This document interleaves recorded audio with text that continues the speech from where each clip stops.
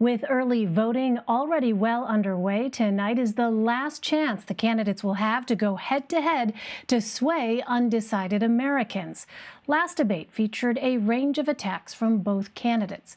Some lines went beyond the issues, even touching on their personal lives. Here's one of that night's most heated moments.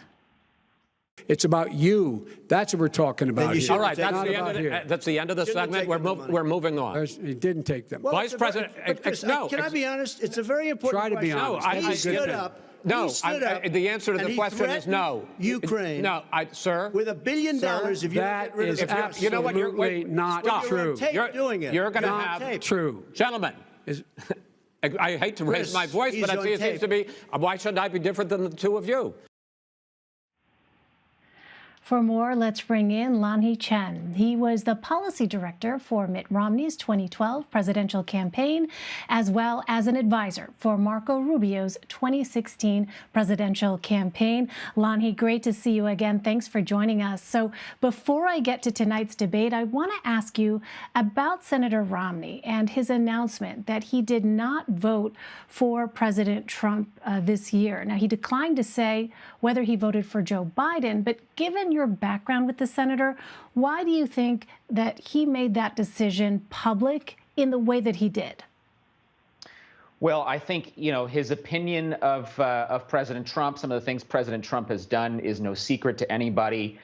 They are dispositionally probably as different as two people you can find in public life.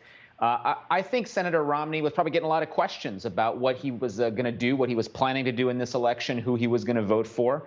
And I think he's letting it be known that he didn't support President Trump. Obviously, we don't know who he voted for. We're not going to know unless he lets us know that. But part of this was his effort to answer the question. It's a very important election. Some may wonder where he stands, and I think he wanted to make that as clear as he could during this time when people are already casting votes and making decisions about this year's election. So let's turn to the debate. The format of this debate, complete with this now mute function, is in response to that first debate where we saw that series of interruptions. Do you think, Lanhee, this debate will be vastly different compared to what we saw earlier? I don't know that it'll be vastly different, Elaine. I think both candidates are still going to try and get their points in, regardless of whether they're speaking over their opponent, regardless of whether their time is up. I do think the mute function, if used properly, can ensure that we have a little bit better back and forth, a little bit more organized back and forth than we saw in that first debate.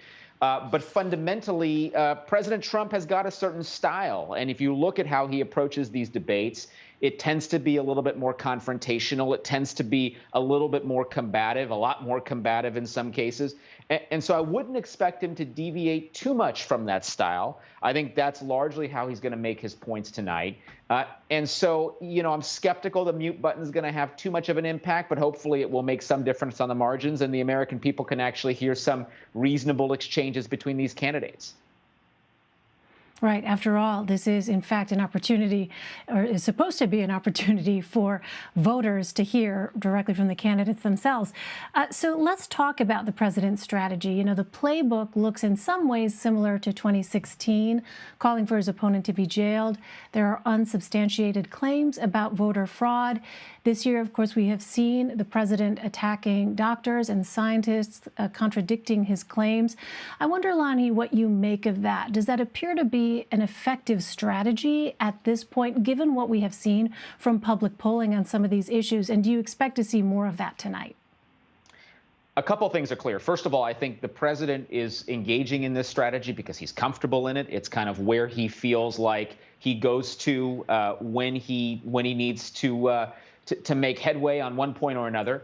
I would say I think it's effective with respect to his political base. It's very clear that they are mobilized. They are very encouraged and enthusiastic about the president.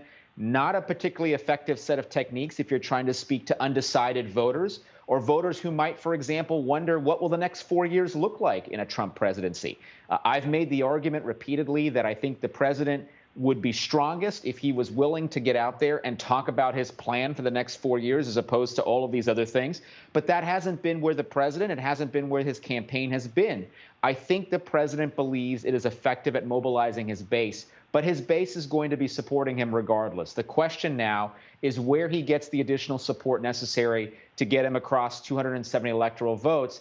I don't think that the strategy we've seen pursued thus far is frankly going to be very effective if that is the ultimate goal. So I think that the president and the Trump campaign have a fundamental decision to make with less than 2 weeks left. And that is, are they going to speak to voters who haven't made up their minds, or are they going to speak to those who probably are already going to support the president and try and gin them up even more? In our final minutes, Lanhee, I want to ask you about where you see Joe Biden's biggest vulnerabilities. You know, you have President Trump bringing a guest tonight who is a business partner of Hunter Biden's to the debate. He's been attempting to push, as you know, these debunked allegations of fraudulent activities by the Biden family. So I wonder, Lanhee, as we look at the landscape now, you have Amy Coney Barrett on the verge of confirmation, it appears, as a Supreme Court justice. What is your take on those areas that the president should be focusing in on? And when you look at Joe Biden's vulnerabilities as well, what are those areas that you see as places where the president should focus his efforts? It's a line of attack, Elaine, very similar to what we saw from Mike Pence in his debate against Kamala Harris a few weeks ago. And that is to try and tag Joe Biden as a liberal, out-of-touch progressive whose policies will take America in a fundamentally bad direction when it comes in particular to the economy. So I think one imperative is to tie his opponent to the far progressive left from a policy perspective. You saw him try to do that, for example, in Pennsylvania the other day, talking about Joe Biden's opposition to fracking.